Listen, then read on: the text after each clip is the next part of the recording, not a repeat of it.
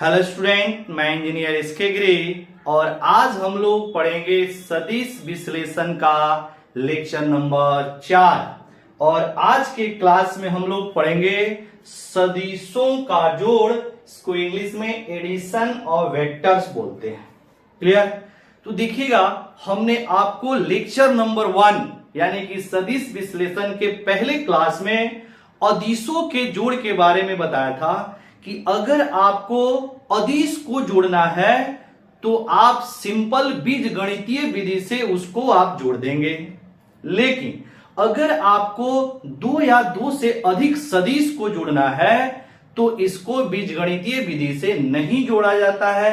इसके लिए एक खास विधि बना हुआ है, उससे हम लोग सदिशों को जोड़ते हैं। क्लियर? तो आज हम लोग इसी के बारे में स्टडी करेंगे।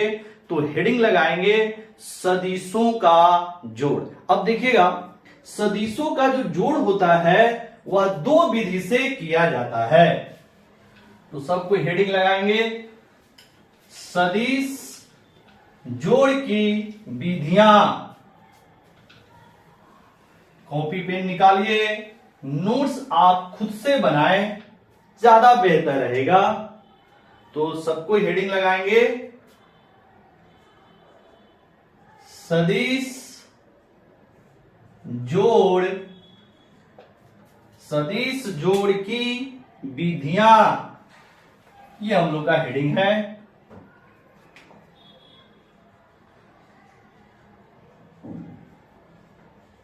सदिश जोड़ की विधि। अब सदिशों को हम लोग दो विधि से जोड़ते हैं। पहला ज्यामितीय विधि, ज्यामितीय विधि, और ज्यामितीय विधि का दूसरा नाम ग्राफीय विधि होता है। ग्राफीय विधि। अब ज्यामितीय विधि को इंग्लिश में हम लोग ज्योमेट्रिकल मेथड बोलेंगे और ग्राफीय विधि को ग्राफिकल मेथड बोलेंगे।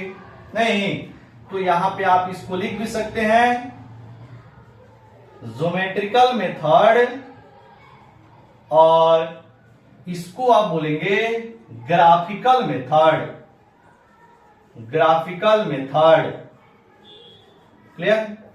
और जो दूसरा विधि होता है वो होता है गणितीय विधि। गणितीय विधि, और इसको इंग्लिश में एनालिटिकल मेथड या फिर इसको मैथमेटिकल मेथड भी बोल सकते हैं। अब यहां पे हम लोग समझने वाले हैं कब किस मेथड का इस्तेमाल करना है। मतलब कब हम लोग ज्यामितीय विधि का इस्तेमाल करेंगे, मतलब ग्राफीय विधि का, और कब हम लोग गणितीय विधि का इस्तेमाल करेंगे, इसे हम लोग को समझना है। तो मान लीजिए अगर दो या दो से अधिक सदिश आरेख के रूप में दिए गए हों, मतलब चित्र के रूप में, फिगर के रूप में दिया गया है, तो उन सदिशों को जोड़ने के लिए हम लोग ज्यामितीय विधि का इस्तेमाल करते हैं। क्लियर?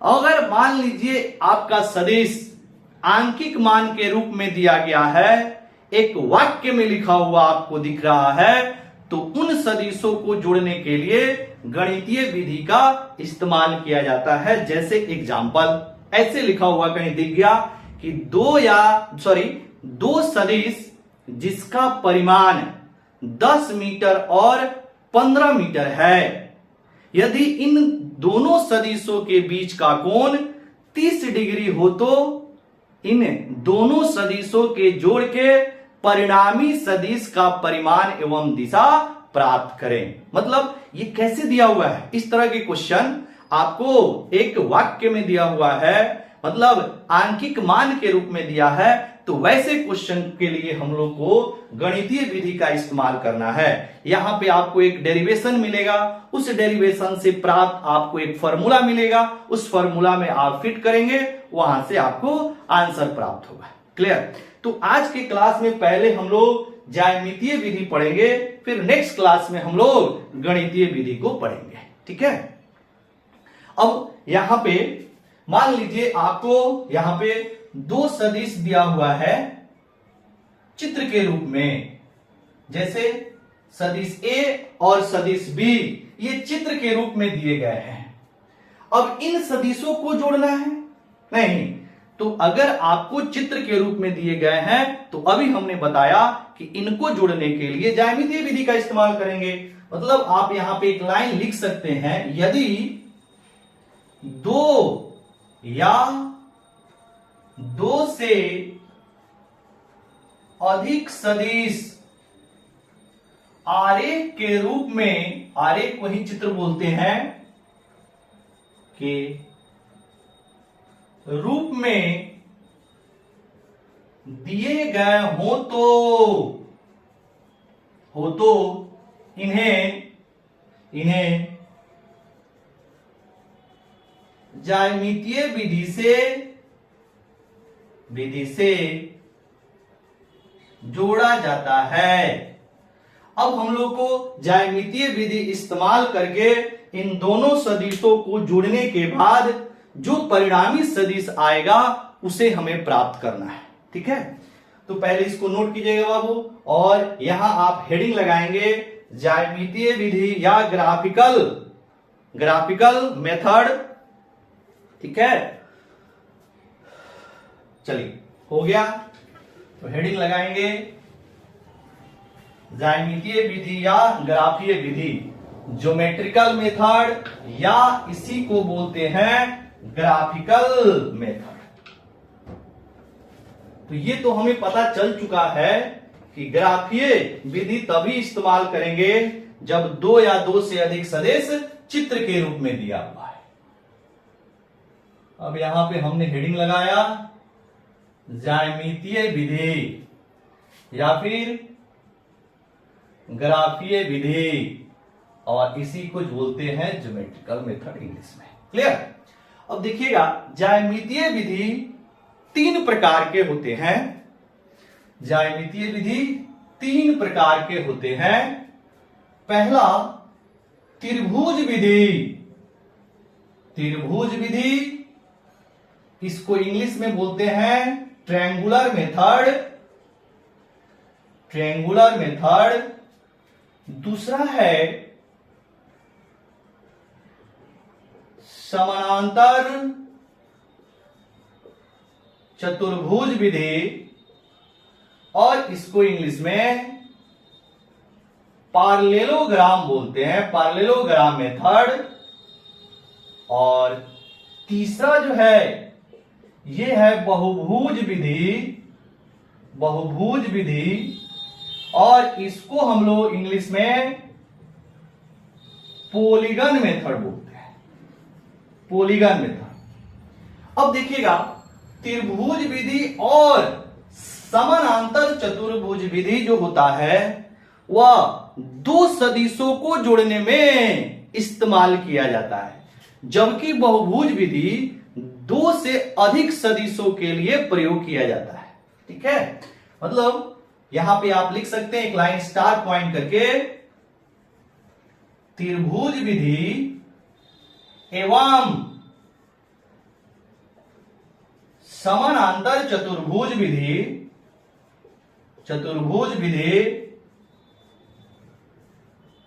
दो सदिश, लेकिन सदिश किसके रूप में होना चाहिए? तो चित्र के रूप में होना चाहिए, आरेख के रूप में होना चाहिए, क्योंकि हम लोग ज्यामितीय विधि ही पढ़ रहे हैं। क्या लिखा में? त्रिभुज विधि एवं समानांतर चतुर्भुज विधि दो सदिशों को जोड़ने के लिए प्रयोग किया जाता है। क्लियर? लेकिन आपका बहुभुज विधि जो है वह दो से अधिक सदिशों को जोड़ने के लिए प्रयोग किया जाता है। इसमें आप ये स्टार पॉइंट करके लिख सकते हैं, बहुभुज विधि 2 से अधिक सदिशों को जोड़ने के लिए प्रयोग किया जाता है। मतलब अगर 2 या 2 से अधिक, ऐसे 2 से अधिक अगर सदिश चित्र के रूप में दिए गए हों तो उन सदिशों को बहुभुज विधि से जोड़ा जाता है। ठीक है, अब हम लोग बारी बारी से इन तीनों विधियों को पढ़ेंगे। तो पहले हम लोग हेडिंग लगाएंगे त्रिभुज विधि, ट्रायंगुलर मेथड। इसको आप पॉज करके नोट करते रहे बाबू।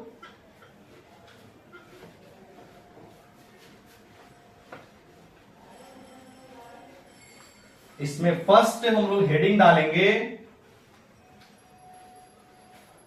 पहला हेडिंग त्रिभुज विधि।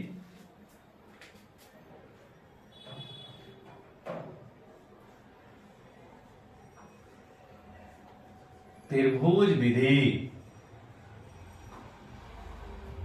यानी इंग्लिश में इसको ट्रायंगुलर मेथड बोलते हैं।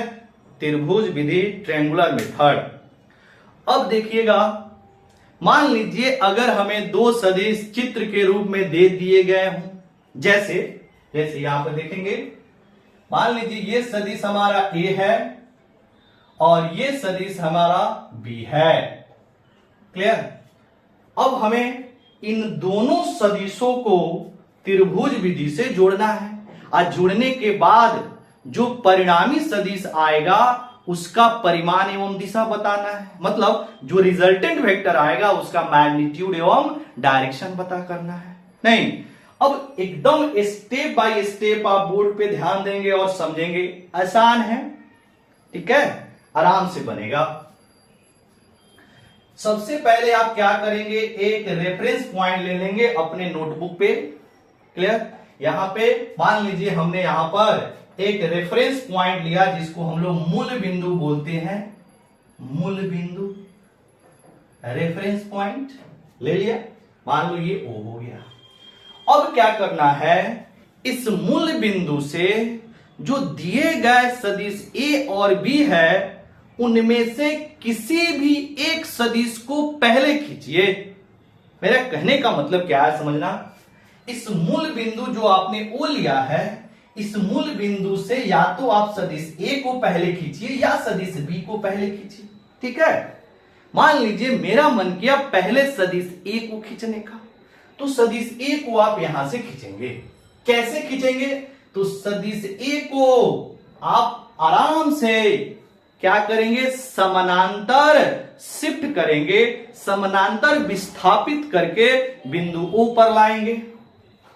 अब यहां पे ये आ गया सदिश A समानांतर विस्थापित हो चुका है। तो समानांतर विस्थापन के समय सदिश की दिशा एवं परिमाण नहीं बदलता है, इसको हमने आपको पहले बता दिया है।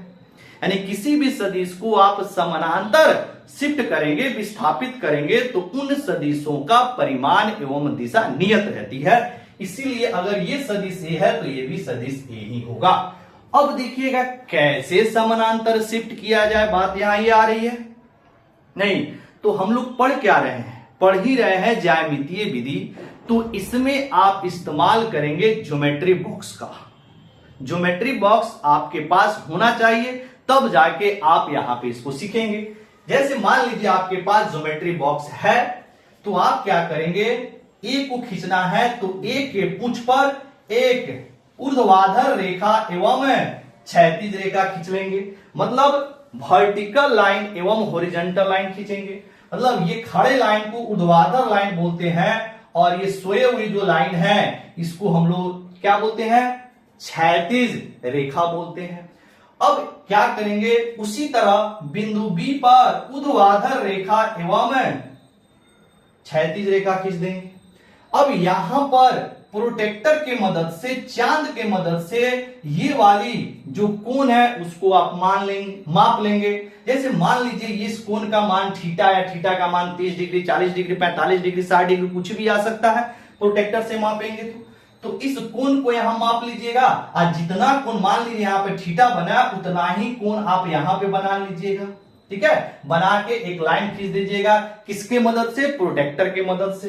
ठीक, उसके बाद क्या करेंगे, यहां पर जो वेक्टर ए की लंबाई है, मतलब वेक्टर ए की जो लंबाई है उसको आप स्केल के मदद से माप लेंगे और जितना होगा उतना ही यहां पर स्केल की मदद से इसको काट लेंगे। क्लियर? यानी कि यहां पर एंगल बनाएंगे प्रोटेक्टर की मदद से, यहां पे सदिश ए को आप स्केल के मदद से माप के यहां पे कट कर लेंगे। बात समझ में आया? स्केल के हम मापिए, जितना होगा उतना ही यहां पे कट कर लेंगे। तो जितना एंगल यहां है उतना ही एंगल यहां बन गया और जितना लंबाई यहां पे उतना ही लंबाई यहां पे आ गया। मतलब ये जो वेक्टर ए है वो आसानी से समानांतर शिफ्ट हो चुका है। किसके मदद से? तो ज्योमेट्री बॉक्स की मदद से। ठीक है, अब क्या करेंगे, सदिश बी को खींचेंगे। अब सदिश बी को कहां से खींचेंगे ये ध्यान रहे। सदिश बी को अब मूल बिंदु से नहीं खींचना है, इसको सदिश ए के हेड से खींचना है, मतलब सदिश ए के शीर्ष से खींचना है।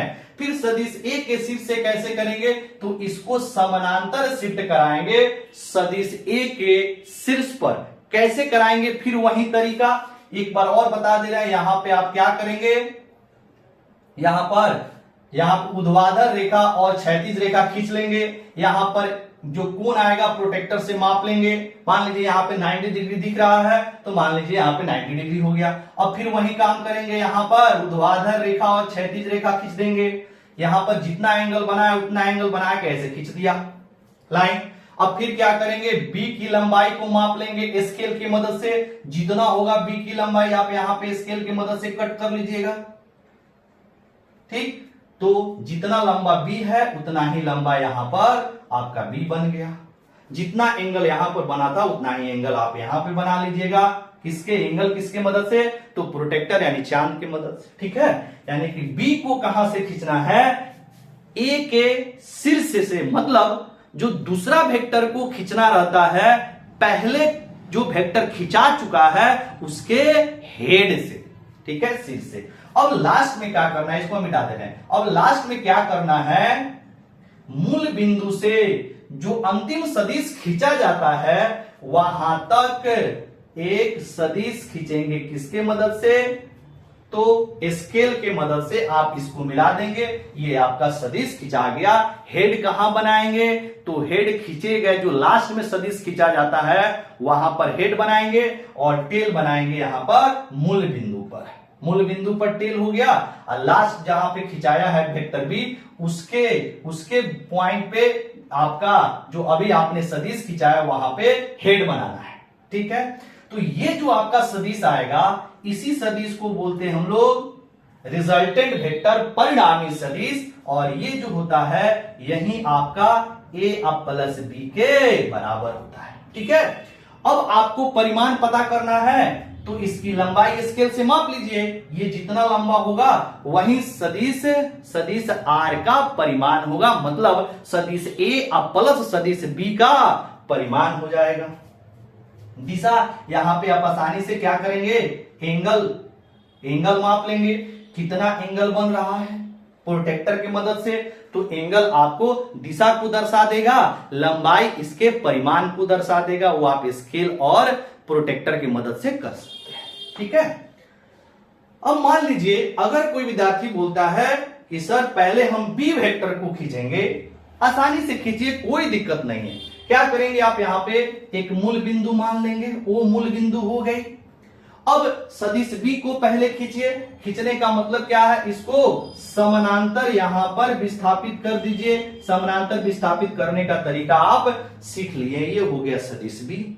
अब सदिश ए को खींचना है, तो सदिश ए को कहां से खींचेंगे, खींचे गए सदिश के शीर्ष से, यानी सदिश बी के शीर्ष से खींचना है।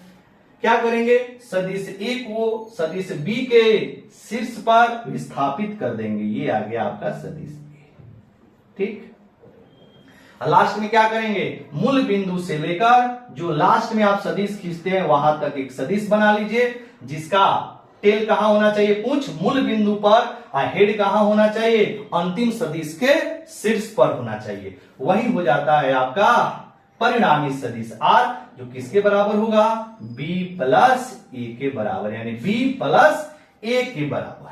ठीक है, अब यहां पर ये दोनों सदिश आपस में बराबर होंगे, मतलब ये जो सदिश r आ रहा है वह आपका a प्लस b के बराबर, a प्लस b के बराबर और b प्लस a के भी बराबर।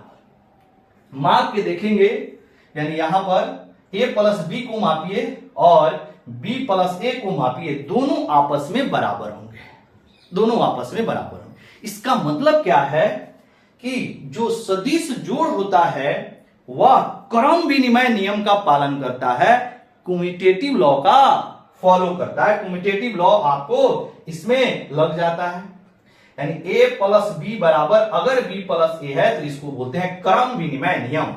तो यहां पे हम लोग स्टार पॉइंट करके लिख सकते हैं, सदिश जोड़ या सदिशों का जोड़ क्रम विनिमय नियम का, क्रम विनिमय नियम, और क्रम विनिमय नियम को हम लोग बोलते हैं कम्यूटेटिव लॉ, यानी सदिशों का जोड़ क्रम विनिमय नियम का पालन करता है, का पालन करता है। इस पॉइंट को याद रखना है कि a प्लस b जो होगा वह b प्लस a के बराबर होगा। ठीक है, तो अगर हम लोग त्रिभुज विधि को शब्द में समझें, मतलब शब्द बोले वाक्यों में अगर इसको लिखना हो तो कैसे लिखेंगे जरा समझिएगा। मान लीजिए यहां पर एक सदिश आपका a है, ये हो गया आपका, मान लीजिए आपका a सदिश है, सर p मान लेते हैं, ये b का यूज कर लिए। यहां पर देखिएगा, मान लीजिए ये p है, ये आपका सदिश q है, और यहां पर हमने बनाया ये है सदिश आपका r, p q r। ठीक है, क्या p q r तीनों एक त्रिभुज का निर्माण कर रहा है? खूब ध्यान से समझिएगा, p q r, इसको अब छोड़िए, यहां पर हम लोग इसके डेफिनेशन को समझने वाले हैं। ये हो गया, इसका रूल हो गया, कैसे जोड़ेंगे, कैसे मापेंगे, ये सारी बातें हो गई। अब अगर इसको हम लोग को परिभाषित करना हो, लिखना हो तो कैसे लिखेंगे, इसके लिए हम यहां पे आपको बता रहे हैं। ये P हो गया, ये Q हो गया और ये R हो गया। क्या ये तीनों एक दूसरे, सॉरी, ये तीनों मिलके एक त्रिभुज का निर्माण कर रहा है? तो बिल्कुल कर रहा है। अब देखिएगा, ये तीनों जो सदिश है वह आपका क्रमबद्ध है। क्रमबद्ध का मतलब क्या है कि P के, यहां से देखिएगा, P के हेड से Q को खींचा गया है, Q के हेड से R को खींचा गया है, और R के हेड से P को खींचा गया है, क्रमबद्ध है। ठीक, और ये तीनों जो है वह एक त्रिभुज की भुजाओं को प्रदर्शित कर रहा है। तो मान लीजिए अगर तीन सदिश जो क्रमबद्ध है और ये तीनों किसी त्रिभुज की भुजाओं को प्रदर्शित करता है, तो किसी दो सदिशों का जो जोड़ होता है वह तीसरे भुजा के ऋणात्मक के बराबर होता है। मतलब किसी दो सदिश, या इसको भुजा बोले, किसी दो त्रिभुज के भुजाओं की जो जोड़ है वह तीसरे भुजा के ऋणात्मक के बराबर है। अब क्या इसका मतलब है समझना, जैसे मान लीजिए अगर हम बोले P प्लस Q जो होगा, ये दो भुजा को अगर हम ले रहे हैं P प्लस Q, तो ये होगा -R के बराबर। ठीक है, या फिर अगर यहां पे कोई बोले कि PQ प्लस R जो होगा वह -P के बराबर होगा, या फिर अगर आपको यहां बोले, यहां से लिखा जाए कि R अब प्लस जो P होगा वह -Q के बराबर होगा। अब यहां से सिद्ध भी हो सकता है, दो इसमें से किसी भी दो भुजाओं का जो जोड़ होगा वह तीसरे भुजा के ऋणात्मक के बराबर होगा, और तीनों क्या होना चाहिए, त्रिभुज की भुजा वह तीन सदिश के द्वारा प्रदर्शित होना चाहिए, और तीनों सदिश क्रमबद्ध होना चाहिए। जैसे हमने बोला कि इसके हेड से इसको खींचा, फिर इसके हेड से इसको खींचा, मतलब क्रमबद्ध है। ठीक, अब देखिएगा इसी को सिद्ध कर लीजिए, बाकी सब हो जाएगा। जैसे मान लीजिए P प्लस क्यू लिखा, अगर इसके माइनस आर को बोले तो माइनस आर क्या होगा, इसको बाबू आप नोट कर लीजिएगा एक सेकेंड, उसको हम थोड़ा एक्सप्लेन करना चाह रहे हैं। हो गया है, ठीक। अब देखिए हमने क्या बोला, पॉज करके इसको नोट कर लीजिएगा। यहां पर जैसे इसको मिटा रहे हैं, देखिए P प्लस क्यू ये माइनस आर के बराबर, जैसे P ये हो गया, Q ये हो गया आपका, एक सेकेंड,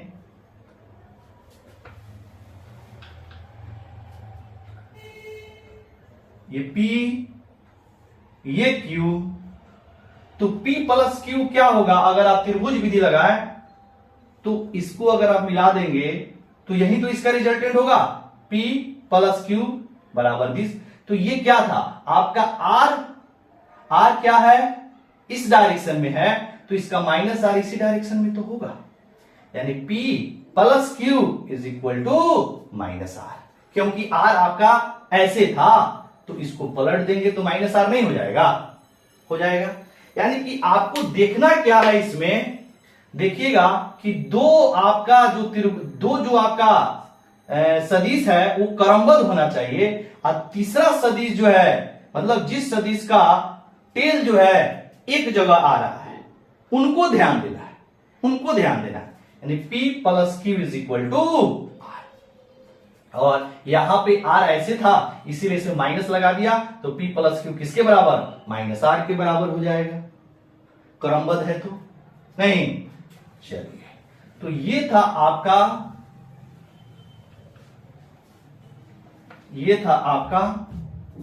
त्रिभुज विधि।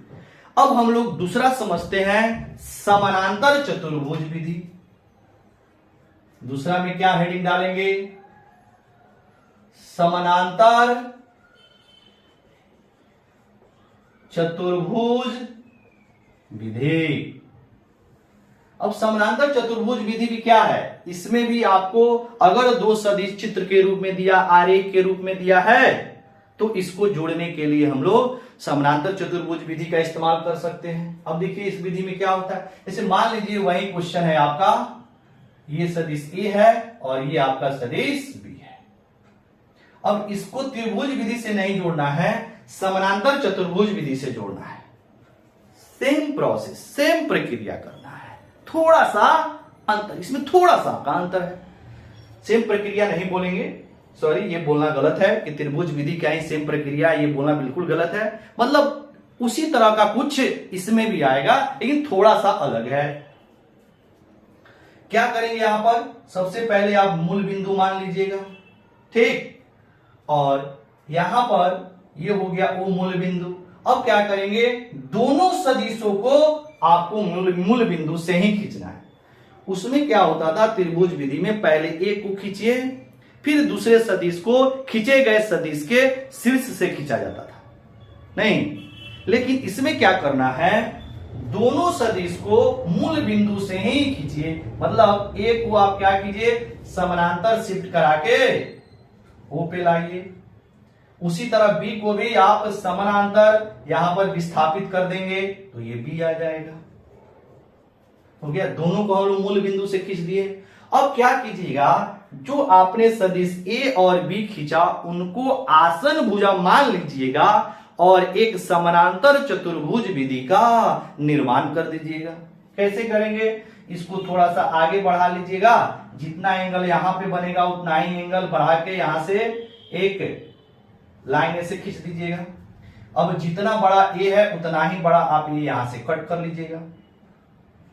हो गया, तो ये अगर ये है तो यह भी आपका A ही होगा, क्योंकि समझिए ये आपका A समानांतर शिफ्ट हो गया यहां पर। और उसी तरह आप क्या करेंगे, यहां से B के समानांतर B वेक्टर खींच दीजिएगा, ये B वेक्टर हो जाएगा, ठीक है। अब लास्ट में क्या करेंगे, ये दोनों सदिश जहां पे मिले उसको क्या करेंगे, यहां से जो मूल बिंदु है उससे मिला दीजिएगा। मूल बिंदु से मिला देंगे। तो ये यहां पर ये जो मिला आपको, यह समानांतर चतुर्भुज का ये विकर्ण कहलाएगा। और यहां पर जो समानांतर चतुर्भुज का विकर्ण होगा, यही दोनों सदिशों के जोड़ के बराबर हो जाएगा। यहां भी आपको ज्योमेट्री बॉक्स यूज करना है।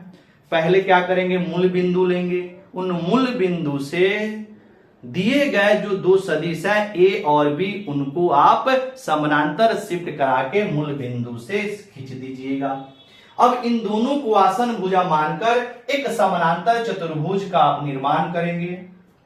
ठीक है, अब इस समानांतर चतुर्भुज में जो विकर्ण मिलेगा, वही विकर्ण आपका दोनों सदिशों का परिणामी सदिश कहलाएगा। और कौन विकर्ण, जो मूल बिंदु से खींचे जाएंगे वो वाला विकर्ण। ये भी विकर्ण है जो ए और बी के शीर्ष पर खींच सकते हैं। यहां पर ए सदिश ए और सदिश बी के शीर्ष से जब मिलाएंगे तो यहां भी एक विकर्ण बनेगा। तो ये आपका ए प्लस बी के बराबर नहीं होगा। कौन होगा, तो आपका जो मूल बिंदु से खींचा गया विकर्ण होगा, वही दोनों सदिशों के परिणामी सदिश के बराबर होगा। मतलब क्या है कि अगर किसी समानांतर चतुर्भुज के दो आसन भुजा दो सदिशों को प्रदर्शित करता हो, तो इन दोनों सदिशों जो आसन भुजा को प्रदर्शित कर रहा है, इनको आसन भुजा मानते हुए जब समानांतर चतुर्भुज बनता है, तो उसके जो विकर्ण होते हैं वही आपका दोनों सदिशों के जोड़ के बराबर होता है। तो ये है आपका समानांतर चतुर्भुज विधि। ठीक, नेक्स्ट तीसरा नंबर देखेंगे, बहुभुज विधि। अब बहुभुज विधि क्या है, इसको बोल सकते हैं या त्रिभुज विधि जैसा ही है। समानांतर चतुर्भुज विधि त्रिभुज विधि जैसा नहीं होता है, थोड़ा सा इसमें अलग है। लेकिन जो बहुभुज विधि होता है वह बिल्कुल समानांतर चतुर्भुज विधि जैसा ही है।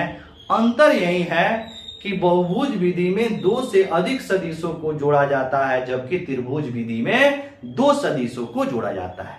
ठीक, प्रोसेस बिल्कुल सेम है। तो हम लोग ये भी बोल सकते हैं कि जो बहुभुज विधि होता है वो त्रिभुज विधि का बृहद रूप है, एक्सटेंशन है।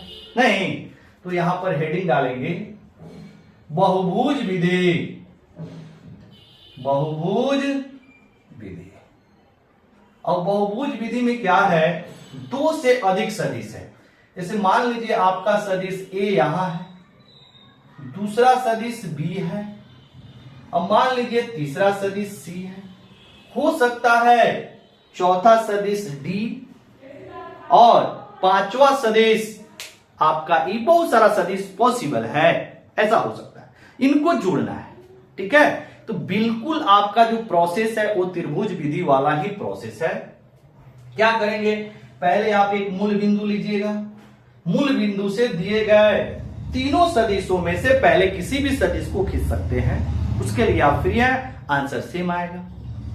समझ में आ रहा है? तो मान लीजिए पहले मेरा मन किया सदिश ए को खींचने का, तो सदिश ए को खींचेंगे। कैसे खींचेंगे, तो समानांतर शिफ्ट करा के खींचेंगे। समानांतर कैसे शिफ्ट कराएंगे, तरीका हमने आपको बताया है। उसके बाद सदिश बी को खींचिए। सदिश बी को कहां से खींचेंगे, तो खींचे गए सदिश के सिर से, मतलब सदिश ए के सिर से सदिश बी को खींचेंगे। ठीक, उसके बाद अब आपका तीसरा सदिश खींचना है, तो तीसरे सदिश को कहां से खींचेंगे, सदिश बी के शीर्ष से।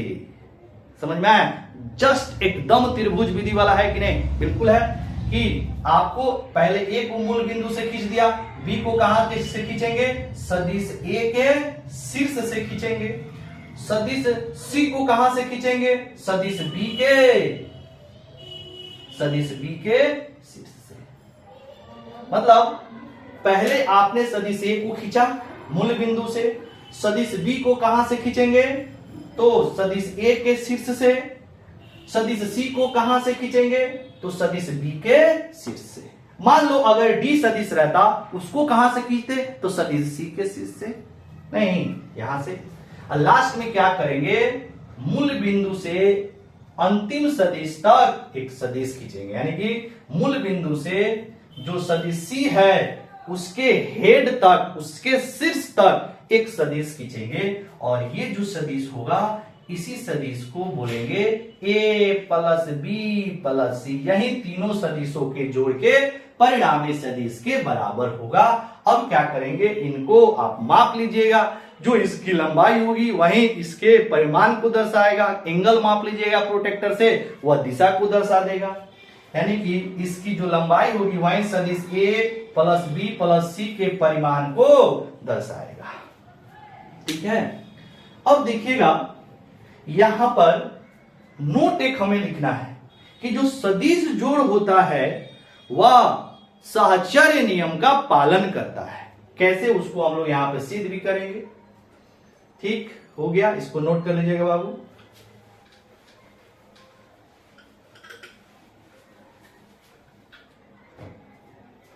यहां पर लिखेंगे नोट करके,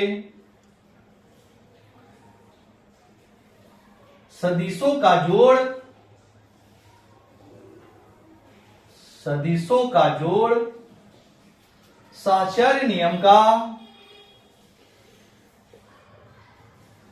साहचर्य नियम का इंग्लिश होता है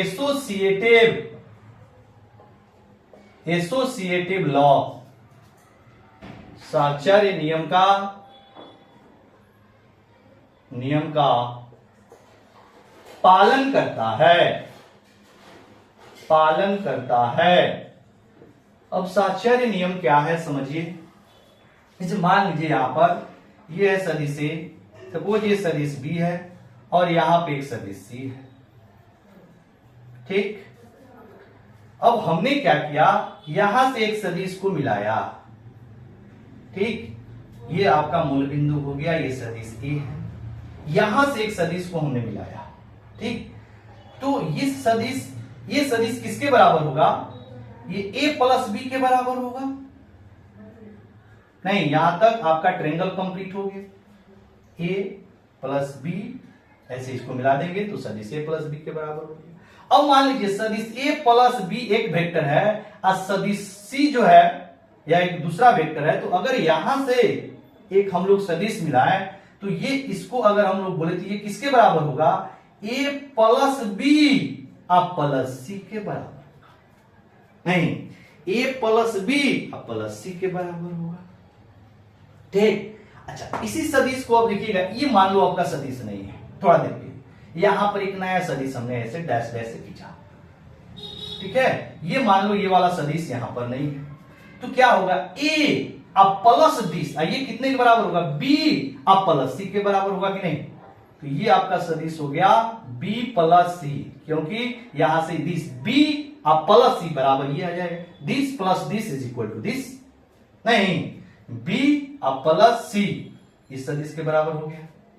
तो अगर आपको अब इस सदिश को छोड़ा जाए तो a अब प्लस बी प्लस सी, फिर ये वाला सदिश दे देगा, मतलब ये किसके बराबर हो जाएगा, a अब प्लस b प्लस सी। कहने का मतलब क्या है कि a अब प्लस b ब्रैकेट में अब प्लस c जो है वह a अब प्लस b प्लस सी के बराबर होता है। इसी को बोलते हैं साहचर्य नियम।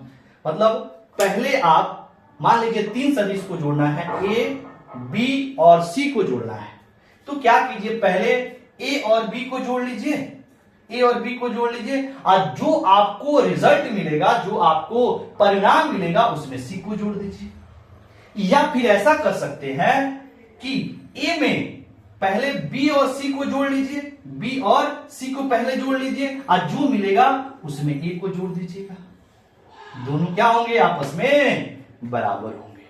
तो इस नियम को हम लोग बोलते हैं साहचर्य नियम। क्लियर। तो ये था हमारा आज का क्लास, और आज के क्लास में हम लोग ज्यामितीय विधि को कंप्लीट किया। आशा करते हैं आपको जरूर समझ में आया होगा।